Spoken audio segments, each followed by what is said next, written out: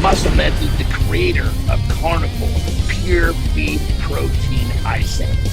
Beef builds muscle, and Carnivor is the world's #1 selling beef protein. Hey everybody, welcome to episode 4 of Fact Attack, starring IFBB pro and amazing prep coach, Fakhri Mubarak. What's up, Fak? How are you? Thank you, Ron. Thank you for everything. I'm doing well, man. I had a good weekend. We had the Long Island Championships this weekend. Danny Alves took the men's open overall bodybuilding. My girl Taylor took the female open women's bodybuilding. Nice. My other client, Jonathan Kalal, he took a men's masters 35 overall physique. And then one of my favorite girls, she did very well, masters second and third. So it was a good weekend. Yeah. It wasn't a bad show, too. These shows are getting better. The promoters are actually running the shows a lot faster, which is great. Oh, good. Yeah. So you're out. What time did you get out of there? I'm just curious. 8 o'clock, man. Wow. 7:55. We were out. We were at dinner by 9. I hate because Boston, everything closes early. I hate when things run late and it gets hard to find somewhere to eat. You know what it was? I think when they started adding the classes, right, like bikini, men's physique, and stuff like that, they weren't prepared for the amount of competitors. So I remember one day in BMCC, I was judging. It was the Atlantic States. We got out of there at 2 o'clock in the morning. Oh, that's horrible. Horrible. Atlantic States had like 1,100 competitors or 1,200 competitors. What? Yeah, Atlantic States. I'm telling you, Crap. that's crazy. That's insane. 1,200 competitors at a qualifier. Wow. Basically a regional qualifier. Yeah. Wow, that's crazy. I would not want to be there. So this is a topic I had to. Once this popped into my head, I said I have to talk to Fak about this because genetics, how to rate your genetics, what makes good and bad genetics for bodybuilding, because bodybuilding is one of those sports, and I think most professional sports would fall in this category where you have to have an inherent amount of natural talent to begin with. You can't just turn any average schmuck off the street into a Mr. Olympia competitor. And we've both seen people with awesome genetics that didn't have to work as hard maybe and still look better than most other human beings. And we've also known people they were not dealt very good genetics by mom and dad and their ancestors. No matter what they did, how many years they trained, ate well, juiced their skulls out, they never looked anything like a pro. So you've worked with thousands of people. You've seen all ends of genetics, from godlike genetics to, oh my God, you poor bastard genetics. So, when people get into this, I think a lot of them don't realize just how strong a factor genetics plays. You run into a lot of people that think anybody, if they really believe in themselves and really train hard enough, which are great things, I hate dashing people's dreams. I really do. But I don't want to see people wasting years and so much time and money on something that's just never going to happen for them. I'm honest. So where to begin? When people come to you, what do you look for that determines whether or not they have the right genetics for this all physique? We're going to just call it all bodybuilding, whether it's classic, because it's all. I think you need similar traits to succeed, no matter what the division is. Yeah, absolutely.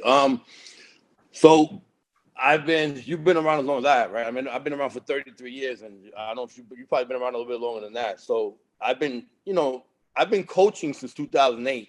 But remember, like when we were young, we used to write diets, hanging out on in the park, going to the grocery store. Hey man, what are you doing? Hey, I'm doing this.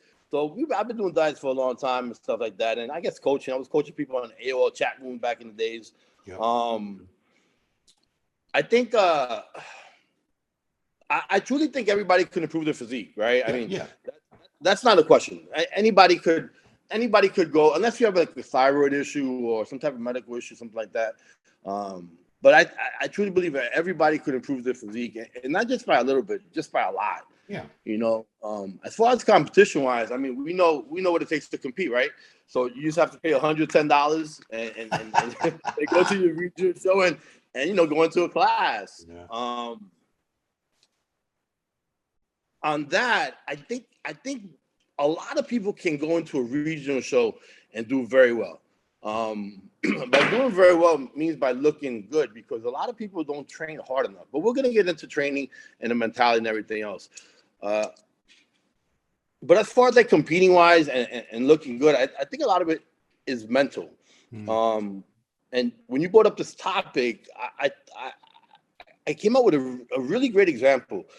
I trained with a pair of twins, identical twins. Perfect. So mother, father, I mean, they were not the Barbarian brothers, you know, but these guys were really good athletes. You know, we knew each other since we were young. Identical twins, you know, again, you know, same mother, same father, same genes, same ligament structure, same bone structure, you know, both of them small bone, you know, brown muscles, you know, they were like white, like Dexter Jackson, you know, like crazy, man. It was like really genetically, it was just genetically gifted. Again, athletic. But when it came to training, the mentality was two different mentalities, right? One of them was able to keep up with me for the most part, and he was like really strong, really into it, and the other one was really into it, but I knew there was a fear of training heavy. You know, I knew there was a fear of, oh shit, like, and sometimes we get stronger in the gym because we see people that are stronger in the gym. So I think I was blessed myself for going to, like, you know, gyms back in the days that the guys were really strong. So to me, 315 on the bench press wasn't like, okay, oh my God, that's a lot of fucking weight, right? Because guys are doing it all the time. So I'm scratching my head at 16 years old. I mean, why am I not doing 315 pounds? You know? Like Chad, did you see Chad Nichols' son bench press 500 pounds? Yeah. Oh my God. What's he, like 15, 16? He's a sophomore in high school. Jeez. So 16, he's I think. A sophomore in high school. Wow. Yeah, so I wrote Chad. I'm like, damn, man, I only bench 185. He was like, I couldn't even bench that. He was doing like BMX tricks at the time. He was saying as a sophomore in high school. Wow. But yeah, I think, you know, as far as like physique wise, genetically wise, I mean, you know, just to start off the conversation we're gonna have, I think everybody can improve their physique, but the mentality is what stops people. Okay. Yeah, because I mean, I start with like the physical stuff, bone structure, because these are things you have to be born with. You have to have these to begin with. So you need wide clavicles. If someone's got really narrow, you know, people can say, "Oh, Phil Heath had narrow." No, Phil Heath did not have narrow clavicles. They were average. They weren't out to here like a Marcus Rule, or we've seen guys with very wide clavicles, Ronnie. Right. But you have to have fairly wide clavicles, narrow hips, and your limbs can't be either too long or too short. So the bone structure, that's the framework that everything goes on top of. Because I see guys with, unfortunately, like a pear shape. I remember a kid years ago, his clavicles, his shoulders were this wide, his hips were this wide. He wasn't fat or anything. That's just the bone structure. It was like a pear. And I felt bad because he put some muscle on, but it just didn't look impressive. So the next thing I always look at is muscle bellies. And I remember I sent pictures. You remember Nautilus machines, of course? Yeah, of course. Use them all the time. Remember Dr. Ellington Darden wrote most of the books. He was like Arthur Jones' right-hand man. I was all psyched when I was 18, 19 years old about Nautilus machines because I read their books and I thought that. So I sent some posing pictures off to this Ellington Darden guy in Florida. And he actually, and I put my phone number there. And one day the phone rings and it's him. I'm like, oh my God. He says, listen, you don't have the muscle belly links for bodybuilding. So you can always have fun with it and whatever, but don't even think about trying to be a great bodybuilder. And I remember being so crushed and heartbroken. But in retrospect, he was kind of right. You really do need, at least most of your muscle bellies need to be long. So the easiest one I always give everyone an example, because everyone can see their bicep. So how much of a gap is there? Now, there are people with short biceps like Ronnie, but generally speaking, if you have long muscles, like if your calves go way down to your ankle, your calf inserts, you're going to have huge calves. If your calves insert way up just under your knee, you're never going to have calves. It really just determines how much ultimately potentially muscle mass you can build, how many muscle cells there are to work with. And then you can get into shape and all that and stuff. But, you know, physically, do you evaluate people like that and straight up with them say, this is what you got. Here's how far I think you might be able to go, you know, because people come to you to compete a lot, I'm sure. Right. Yeah. So of course, when somebody sends you the pictures, especially somebody who's a novice or just starting out, you do get an impression of what they're capable of, just by exactly what you're saying. I mean, bone structure, muscle bellies, that's huge, man. I mean, you know, you can't fight genetics for the most part. I'm gonna say for the most part. we all grew up playing in the playground. Well, not just not these last two generations, because they're on fucking video games all day long, right? And they're indoor But cats. me and you, Ron, people our generation, probably like the next generation under us, grew up in playgrounds playing basketball, football, baseball, and then you remember back to like when we were young, there was always just one or two kids that were like superly genetically gifted, right? I mean, even I'm talking about like age 9, 10, 11 years old, right? They had the little abs going on, and they had the little shoulder caps. So those were, I'm sorry, let me just take my dog outside. Okay. Yeah. So we was talking about guys. Yeah, I remember. Yeah, we had a kid like that. We had a couple kids like that, but I know exactly what you're talking about. Yeah, so I mean, those were the kids that for the most part, they say with athletics, they did well. As far as I remember, a lot of the kids that, I grew up with a lot of guys that went on to play professional sports. But yeah, I mean, when you evaluate somebody, that's the first thing you evaluate. But another thing that we have to take into consideration is how the body reacts to PEDs, to gear, right? Yeah. If you look at, take a look at Dorian Yates before he even started bodybuilding. You wouldn't think that, that young Dorian Yates that never touched the weight would have been created to where he did, right? So his body responded very well to hormones and to everything that he basically took. So yeah, you're right. If you take, so all right, let's do it this way. Let's take a young Flex Wheeler. Yep. And let's take a young Dorian Yates. Yep. Right?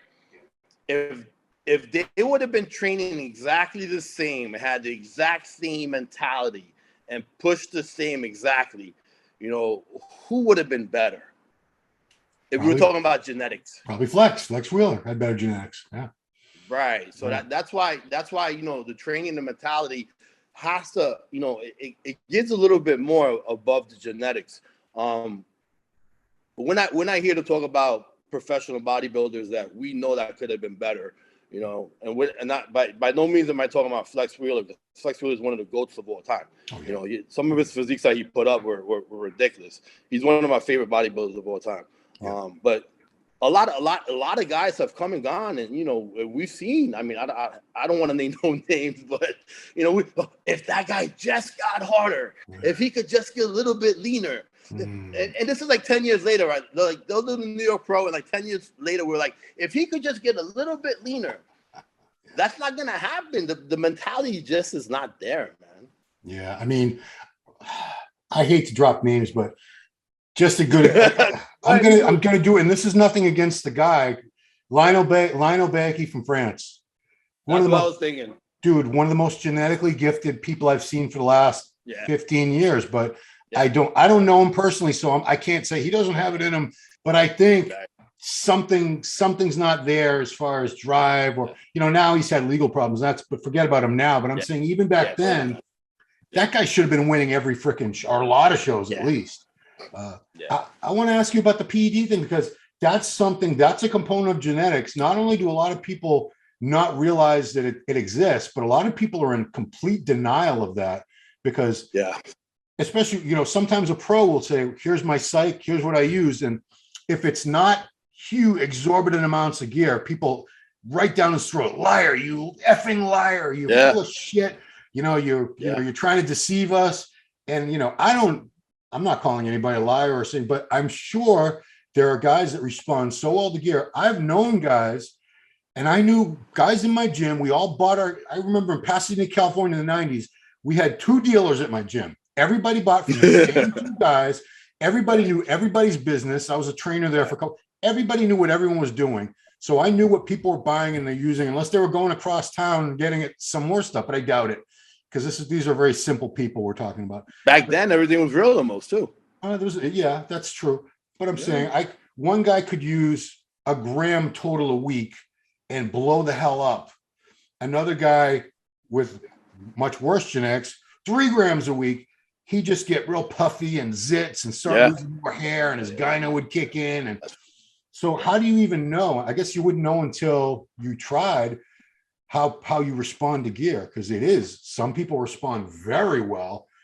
I think it's a spectrum, like muscle gain. Some people gain muscle very easily. Some people, it's a good luck gaining muscle. And I think most people are somewhere in the middle. Would you say that's about right with gear? Yeah, I mean, yeah, I would say most people, of course, you know, there's a bell curve to everything, right? I mean, that bell curve is the real curve, you know, and it just doesn't, you know, it's like Fibonacci lines, you know, they use it so Fibonacci lines are like, you know, if you guys look at what Fibonacci lines are, it's a philosophy of where things fall. So we use it, like when I trade options, I use it as well, but it's kind of weird because everything is equal to everything else, you know, in life. So there's a very small percentage that with my camera, there's a very small percentage that's you know, at the higher end, and there's a very small percentage that's at the lower end, right? But then as you get into the middle, like the bell curve sort of, the Fibonacci lines, it falls in there. And if you Google a wiki of Fibonacci lines, you'll understand that. So bodybuilding is the same way. Most people do fall into the middle category. Remember, we have androgenic receptors. So when people talk about receptors, my receptor to EQ, my receptor to this, my receptor to that, we have androgenic receptors, you know, and as far as like what they can take in is everybody's different. And I actually had this conversation yesterday at the show. So a friend of mine, we were sitting down, we were just talking while we were watching the show, and he said, well, you know, I just got my blood work back. It was 2100. My doctor said my test was really high. And I said, how much tests are you taking? He was like 750 milligrams a week. Okay. So in 2003, I got my blood work done with a doctor named Dr. Kalouan in Ozone Park, Queens. And she did my blood work. And at that time, I was taking 750 milligrams of tests. She took my blood work. She called me back like a couple of days later. She goes, you need to come back again to get blood work again. I'm like, all right, cool. So I was like, what happened? She goes, there was no reading in your blood work. I was like, all right. So she took the blood work again. And then this is like about a whole total week later between the two calls and the two appointments. She was like, we have a problem. Come in. So I came in. She was like, can't read your blood work. I'm like, your test levels. I'm like, how is that possible? She goes, the lab says it only goes up to 10,000. Ooh, wow. Yeah. So I've seen this in 4 people, me being one of them myself. Yeah. My other friend taking 1,000 megs a week. So I was taking 750 at that time. My other friend was taking 1,000 megs a week. I know I'm not lying, and I know he's not lying because we were very close. And maybe like 2 other people. So the way your body responds to hormones it's huge, man, because we do see guys on the Olympia stage that don't have the best genetics, you know? We do see guys winning shows that don't have the best genetics. Give me one example. One guy you think doesn't have great genetics who's on the Olympia stage. Well, my primary first example, and I'm not going to talk about shitty genetics. I'm just talking about not great genetics, was Dorian Yates, right? I always bring that up. Other guys on stage that didn't have great genetics. I mean, we could go through, you know, Andre Munzer. Okay. You know, Munzer had decent average to good genetics, but his ability to get shredded was incredible, right? Yeah. Maybe he had maybe he burned 4,000 calories sitting on the couch. I don't know. Or maybe that was a lot of Winstrol, a lot of T3, a lot of, a lot of other shit. You know, we never know, right? Yeah. We could go down a list right now, but yeah, I mean, the genetics when I talk about genetics, it's the outside of the body and the inside of the body. Well, let me back up because I disagree about the Dorian thing because I've been hearing that for 25 years myself. And, I used to just buy into it. Yeah, he didn't have great genetics. He didn't have the round, full muscles like a Flex Wheeler, but bone structure, he had a great bone structure. He had wide clavicles, narrow hips, the bone structures. He didn't really have any weak body parts. His arms weren't fantastic. I'll give you that. But his back obviously was great. His legs were pretty damn good. His calves were like 22 inches. I mean, why do you say he didn't have good genetics? Point something out to me. Because when we talk about when I talk about genetics, I always go back to like, okay, let me see the first picture of this person that I possibly can. Yeah. Right. Because that's genetics. That's before you actually start eating like a bodybuilder, training like a bodybuilder, taking supplements like a bodybuilder. Yeah. So to me, when I go back and see a first picture of somebody, that's where the genetics start. So when people ask you, well, when you first get a client, how do you evaluate them?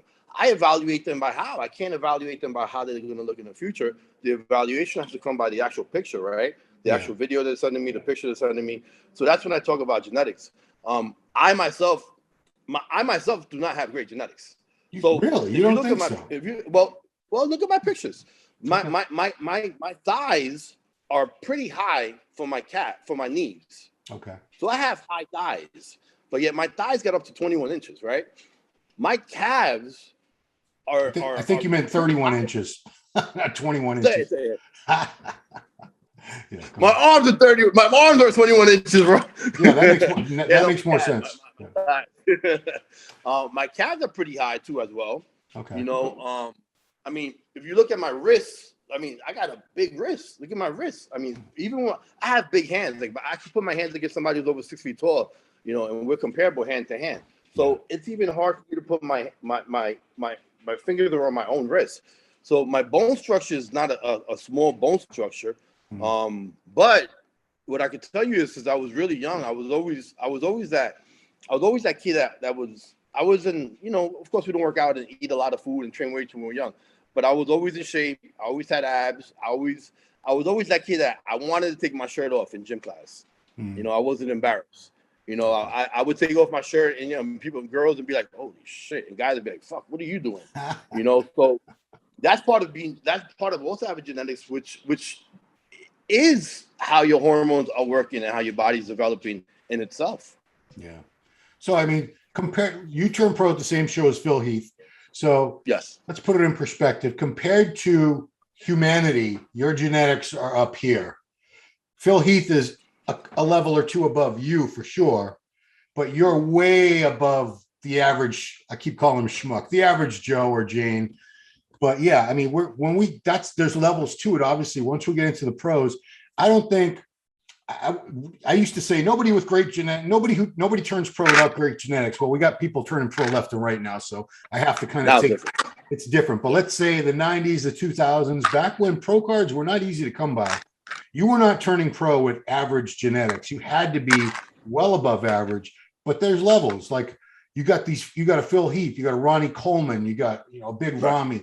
These are people, Dexter. They're at this elite 1/10 of 1 millionth percent. I don't know. They're way up there, but up there, yeah. Yeah. But I mean, like I said, you have people coming to you. Everybody wants to compete now. There's this weird attitude now that like everyone's entitled to a pro card. I don't know where they got that from, but you see everyone with hashtag going pro. I'm like, going pro, you just took like 5th in the novice at some local show. What makes you think you're going from there to pro? There's, slow your roll, dude. But do you run into these delusional types now who they just think anybody can look like that if they just, it's like a high school or college. If you just keep putting the work in, eventually you're going to look like that regardless of your genetics. A lot of denial. Well, yeah. Well, remember one of our first episodes I said, people have this now, right? So like this is like anabolic water. So if I'm drinking, if Ronnie Coleman is drinking 10 of these, that means I have to drink 10 of these, right? Yeah. If Ronnie Coleman is injecting sustanon into his eyeball, that means I have to. I swear to God, if somebody ever said, if some credible source, fuck credibility, because now we have these crazy internet sites and shit like that, which we always had, right? We had Get Big and we had all these crazy sites. They've been around for a while, but if any delusional person ever said, well. And they have, people have said some really delusional stuff about, taking stuff and some magical stuff. I'm going to give you a great example, as a matter of fact. So last night, one of my clients, she messaged me and she sent me a picture of this Mexican wellness girl. Okay. And I'm not sure if you know what I'm talking about. She has really big, I forgot her name. She has really big legs and stuff. I mean, she's a wellness. She's a pro. Yeah. And she goes, I want to look like this girl. So this girl is a very good figure girl, but she doesn't. I'm sorry, I got to be honest with you because I tell her the same thing. So if you're hearing this, it's you I'm talking about. Because I told you the same thing. I don't bullshit nobody. I tell them the truth. So this girl's coming from figure, and she's trying to become this huge wellness girl. And she goes, well, when are we going to increase the dosages? When are we going to do this? So I show her. I asked one of my clients who's wellness. I'm like, do you mind if we educate this girl, because I don't want this girl getting sick. I don't want this girl going to another coach and him putting her on testosterone, him putting her on EQ, him putting her on trend. And then my other client who's wellness, she goes, yes, please. You know, she's also very sound-minded. She's a professional. She's IB before, but she's also a professional. She's a lawyer, matter of fact. Oh wow. So she goes, yes. Yeah. So we sent her a screenshot of what she's doing. And I told my amateur girl, I'm like, listen, you're actually doing a little bit more than she is anabolically wise. You're doing more primo and you're doing more anavar than she is, you know, and you just started out. She's been doing this for 10 years. So it's not the drugs, you know, I mean, the drugs are important, but you can't go from like 10 milligrams of anavar to like 100 milligrams of anavar for a female, which I've never gone that high with a female to begin with. A day? But, good Lord. Yeah, but some of these girls. I used to take 50, and I used to blow up, right, with the test and the EQ and the 50 anavar, the 50 oral anavar was my favorite. Oral anavar first, and the oral and the anavar second as far as orals. But yeah, I mean, a lot of people have this idea that more is better, and then more is better after every show, right? So if you took 750 for the Long Island Championship this weekend, that means for Atlantic States or Junior Nationals, you have to take 1,000. And then for NPC National, let's say you need to take 1,250. And then for your pro show, you need to take 1,500. That's not the case, because the little bit more you add and the more you eat, the stronger you get. So yeah, I think steroids are a big problem as far as like people thinking how much does it change in genetics and how fast. Yeah. You did mention earlier that genetics can't be changed, and you said with rare exceptions or something. I can't remember. I'm misquoting you completely, but you made some kind of reference to that. What were you talking about? So I've seen people that have average genetics turn pro. I mean, even back in the days, you know, I've seen people where genetics weren't that great, or they didn't even train that hard, and they turned pro. But we know why, right? I mean, if you're not training hard and you don't have great genetics, what are you doing? What's the third component? The third component is taking a shitload of steroids. Yeah. See, but I've never seen people make up for average genetics with. I've seen them get bigger, leaner, but they just become bigger, leaner version of the same physique. So if they didn't have a really good physique, they can usually get to a certain point, like you said, the regional level. I've seen people win regional shows in New England, New York, New Jersey. They didn't have great genetics, but they were able to build a lot of muscle and get really lean. But once they get to a higher level, like the Nationals, the USA, they get destroyed, because that's when you have people who are taking a bunch of stuff, training hard, eating right, good coaching, and they have superior genetics. So, you know, they say hard work beats genetics. Is that what they say? Well, I heard that. Yeah, I've heard that. I say, well, if genetics, I beat a lot of guys with bad genetics than me, only because they weren't in condition. And I used to get really good, really, really ripped and shredded. But past a certain point, nope, it didn't matter, because once I got to the national level, there was guys with way better genetics than me, and they were getting ripped, and they had bigger muscles with better shape, and they all kicked my ass. So yeah, I mean, I just think drugs can make up for it up to a certain point, because that's a myth that I would love to see die, because I've seen so many people go nuts with the drugs when I'm looking at them like, dude, this is not for you.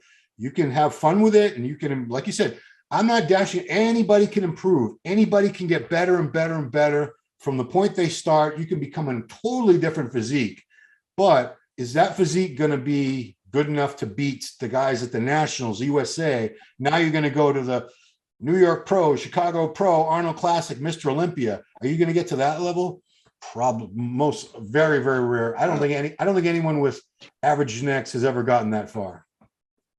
What do you think about remember Tim Belknap? Belknap got the really big neck. Yeah. What did you think about his genetics? I don't think he had great genetics. He was built like a fire hydrant or mailbox, very blocky. But that was we glorify like the 80s and stuff, but if you go back and look at a lot of the physiques, a lot of them they were not complete. They didn't have good shape.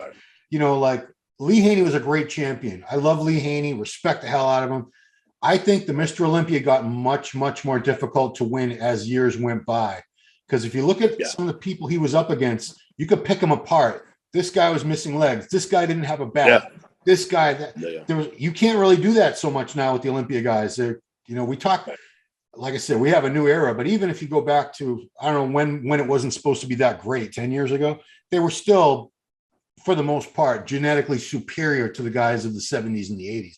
But yeah, Tim Belknap, I don't think Tim Belknap would have turned pro today. Yeah. As a master, maybe, not in the open. Yeah. So there's guys that, that I know personally push the envelope way beyond that they should have, Again, and that's the problem with bodybuilding. I mean, I know we've probably talked about this every show, but it's important to bring this out that, it's only because you think somebody's taking so much, you need to take more, and the body doesn't grow that way. So the example I give to everybody is, if you take PEDs and you sit on the couch, you do nothing else. You don't train, you take PEDs and you sit on the couch. Are you going to grow? Are you going to change? The answer is no, because you're not moving around. Right. So if you eat and you sit on the couch and you don't train, are you going to grow? You'll get fat. You're going to get fat. You're going to grow. Yeah. Yeah. So if you train, you don't eat, and you sit on the couch, are your muscles going to change? Somewhat? A little bit, not much.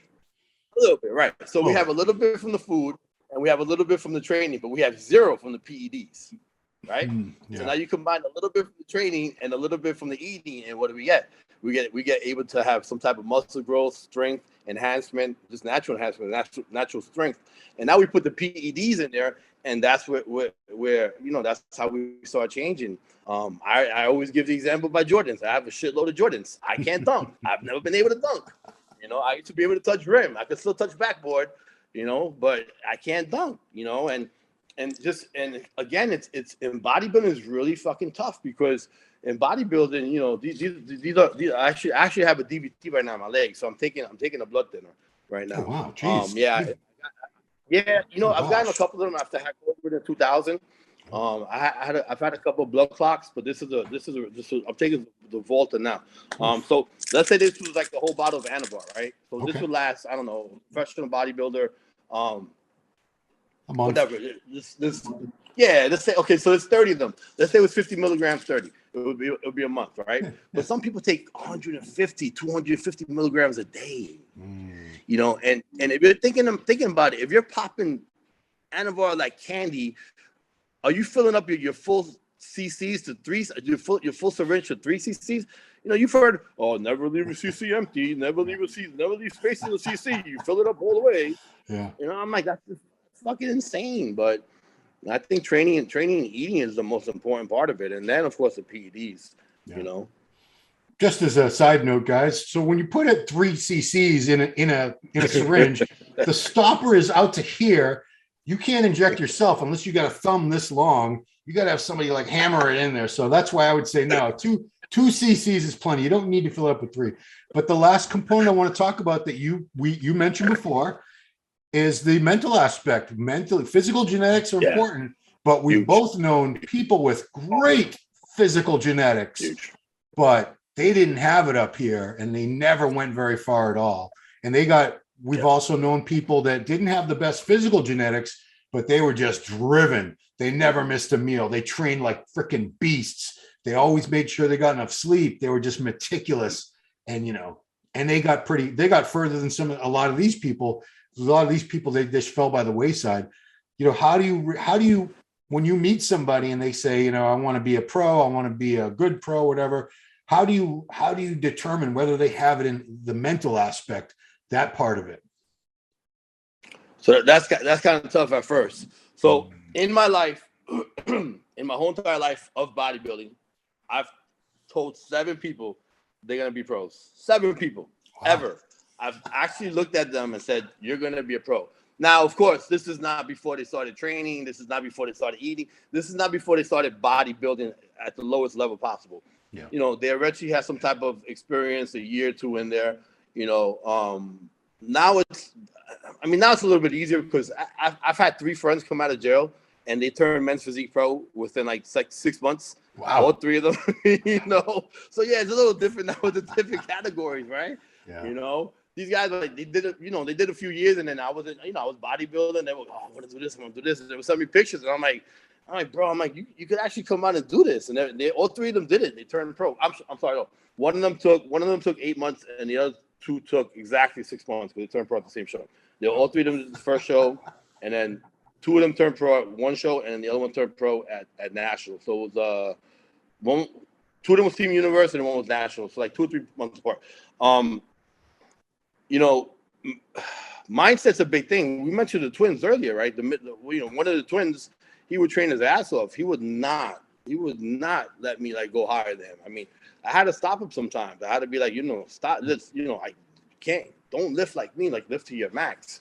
Yeah. But his other twin just didn't push himself. And the other twin was actually, he had a really good physique, Also Ron too, like, to go back to what you were speaking about, the wide shoulders, the wide clavicles, the waistline, the hips, and everything else. Yeah. Where do we see that physique nowadays? What class? Men's physique, dude. Yeah. And in classic, right? In classic for sure. Yeah. The V. You gotta have a. Right. I talk shit sometimes about the board shorts. Wow, these guys are in board shorts. But you know what? I wish I had the genetics. Some of these guys are like genetic gods. I go to the shows, especially, and I'm going to get canceled for this, but it's true. A lot of the African-American pros in men's physique, some of the sickest genetics in the world, shoulders out to here, big round delts, triceps that insert like almost past the elbow, and a waist like this. It's insane. Crazy genetics. Damn.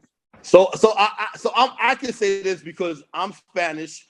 I'm a minority. And I grew up in the hood, right? So so my black friends always had better genetics, right? Yep. My European friends were able to put on more size, right? Okay.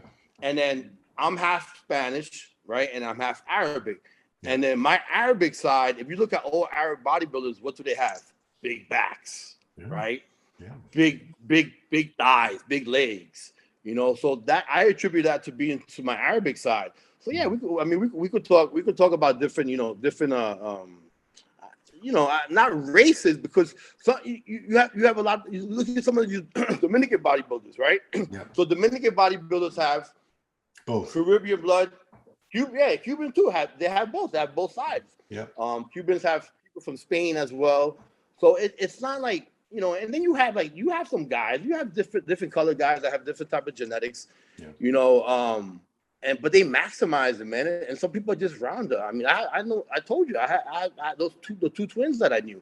They were white dudes, man, and they were round. And their bone structure was this big. They were round. They were really freaking big. Yeah. But to go back to the physique wise. The men's physique and the classic physique are the guys with the better physiques now. And they're just not pushing it to become bodybuilders because we've always had them, right? We've always had men's physique and classical physique. There just wasn't a class for them to compete in. Yeah, we always had those guys at the gym with the crazy upper bodies that didn't train legs. Yeah. And I know men's physique guys I didn't say you don't train legs, men's physique guys. Don't kill me. I never said that, but I'm just comparing it. Some of them do. Not all you guys, but some of them do. So here's an example of racial disparity with calves. You don't see a lot of African Americans, or you do see something like, there are definitely Andrew Jack's got some big calves. You don't see a ton of black guys with huge calves. You rarely see an Asian bodybuilder with skinny calves. They almost all have big calves. I don't know why. I couldn't tell you why that part of the world would produce bigger calves. The last thing I want to ask you about, because I don't know if you've heard about this or what. We talk about being myostatin deficient, and I've heard follistatin deficient. Have you ever looked into that? Because these are the hormones that they limit muscle growth. So we've all seen these Andalusian bulls, or the big with Belgian blue bulls. They're just like big lumps of muscle, and they have no myostatin in them. And supposedly there are some humans that have very low levels of myostatin and follistatin, so their muscles they don't get that signal to stop growing, and they get much bigger, fuller muscles. What do you think? Is there any truth to that theory? Right. Yeah, absolutely. So if you look at giants, right? Look at the giants we have nowadays. Look at people that get to 7 feet tall, 7'5", 7'8". Yeah. They have their pituitary gland never stops releasing, GH serum levels that converts to IGF-1 and blah blah blah blah blah. So yeah, of course there's some people that have certain hormones that either stop producing or don't stop producing. Myostatin being one of them. Myostatin is a hormone that helps you, that helps you. Myostatin is one of the hormones that if pretty much evaluates how much muscle you're gonna have. Now, from what I know, to have a myostatin test done, it has to be a whole entire screening of the body, excessive amount of blood work. And my cousin's a doctor, so my cousin's a heart surgeon. His name is Henry Diaz. He's one of the best heart surgeons in this side of the hemisphere. Wow. He's based out of Puerto Rico. Very intelligent. He's about 10 years older than I am. I've asked him a lot of questions about bodybuilding. As a matter of fact, he got me into bodybuilding. So I remember him being a teenager and me being young in Florida. He was a big fucking guy too. This was like in the mid '80s. Yeah. And I used to ask him like all these crazy questions about all this stuff. And he was like, how do you learn all this? I'm like, well, I'm listening to you talk to your friends, So a lot of the stuff that I know, I ask him. But yeah, I mean, but Ron, if you also look up cases about children that are born, with an extreme amount of myostatin gland, myostatin production, the hormone, the gland producing the hormone, actually, they die really fast. They get really big and then they die really fast. Wow. Also the lack of it is what causes, children not to grow, not as far as like height wise, but like the lack of myostatin causes them not to grow at all. Like they'll be born at 5 pounds and 3 or 4 or 5 months later, they're still 5 pounds. They're going to pass away because their organs are changing, but the muscle structure is not changing, which also has to do with your ligaments and tendons, right? Because your muscles do get bigger. So let's say Ronnie Coleman, right? So Ronnie Coleman is the best example of somebody whose myostatin gland didn't have any type of limit, right? That's what everybody says. Seems like it. Because he is the greatest bodybuilder, biggest bodybuilder of all time with conditioning wise and everything. So if Ronnie Coleman had a problem with his myostatin gland, he would have torn every muscle in his body a lot earlier. Yes, he's had injuries, hip injuries, back injuries, but how? Okay, so let's take Ronnie aside, because everybody's like, well, see, Ronnie's in the condition he's in. All right, let's talk about Jay. Okay. Let's talk about Jay. Jay was 290. If his body grew past to where it should have as far as the production of myostatin, his ligaments and his tendons would have not held up. They would have been gone years ago. And if you look at cases with myostatin, limitations or overproduction, these kids walk around and they break. They're very fragile. It's actually a disease. I can't think of the name of the disease right now, but they just walk around and they crack. Everything. Oh, matter of fact, there was a movie. The movie was you're into these type of movies. Bruce Willis, Samuel Jackson. Yeah. Unbreakable. So Unbreakable, right? So Samuel Jackson. He was the one, Mr. Glass. I think he was like so delicate, everything could break his bones. Yeah, I can't remember. Yeah, I can't remember the character's name. So imagine somebody carrying that much muscle, being 350, 400, 500 pounds. It's not happening. No. And the reason why it's not happening because they can never get to the point of carrying that much muscle. Lastly, let's talk about these peptides that people take that are going to enhance follistin and myostatin and everything else. Oh boy! All right, guys. Yeah. Let me just end this fucking rumor now. If these peptides were miracle peptides, they will be owned and trademarked by billion-dollar companies. Yeah. That would be worth trillions of dollars. They would not be available online on a site created by me and Ron Harris. Yeah. Trying to do shit illegally. Yeah. You know what I'm saying? Big, So that's the whole point of it. Like when you see people follow-stin, myostatin, guys, those pros ain't taking that stuff, man. Yeah. Pros are just genetic. That's like Ron said. Yeah, Big Pharma doesn't miss much, guys. They're all about making billions of dollars. If there was something that they could make a lot of money off, they would, trust me. Yeah, I'm curious, Fact, do you know the answer to this? Tallest human who ever lived, his name was Robert Wadlow. Do you know how tall he was? Yeah. How tall? Yeah, I actually took a picture with him at he's been dead for a long time. The Guinness Book of World Records. Oh yeah, okay. 42nd Street. Yeah, you're right. Yeah. 8'11" and 3/4. He was just below 9 feet tall. That was a real human being. So we talk about genetic variation. You know, there's people who are like a foot tall, right? You know, then you got the smallest people, and then you got people who are 9 feet tall. Geez. So a lot of different. Yeah, I have a picture with him. That's right. Yeah, I was going to say, no, you didn't. But then I remember you went, then it clicked in my head. The Guinness Book of World Records Museum is it Times Square? It's in Times Square, yeah. So they have a real life image, real life, real life character image, whatever, of him. And I took a picture of him. I wasn't even up to his waist, man. I mean, I'm 5'5", so imagine. Yeah, but I mean, if you look up, it's WDLOW, guys. Look up Google Images. There's a million pictures of him with regular sized people, and everybody looks like a toddler next to him. Everybody, because he was really. So yeah, genetics. There's a guy playing basketball right now in Africa. He's like 7'8", 7'8" or 7'9". Wow. He can't move though. He can't move much, and then he lied about his birth certificate. He said he was like 19 years old. So they put him in this like youth league, and even though he was like 7'8", 7'9", like these little dudes were like running around him and everything because he had no lateral quickness, he had no speed. So yeah, it goes back to genetics. I mean, if you look at the guy who's 8'11" compared to the guy who's, we think giants are 6'11", right? Yeah. And this guy's 2 feet taller than he is. So genetics play an important part. Yeah, man, we could talk about this all day, but I'll wrap it up because. You are working on a coach. We want to talk soon to another great coach like yourself.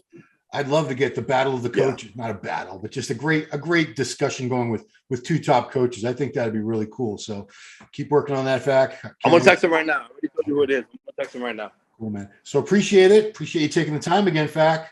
Everybody, this has been Fact Attack episode 4 with Fakhri Mubarak. Please subscribe to the channel if you like the video, like it. Share it, leave some comments below. We love hearing your comments, whether good or bad. We love all kinds of feedback. And that's it. We'll see you right here next time again on Fact Attack. Thanks for watching. Thank you, Ron. Bye-bye. Hey, did you like that video? Smash that like button, subscribe to MD, and please comment down below. Thanks for watching.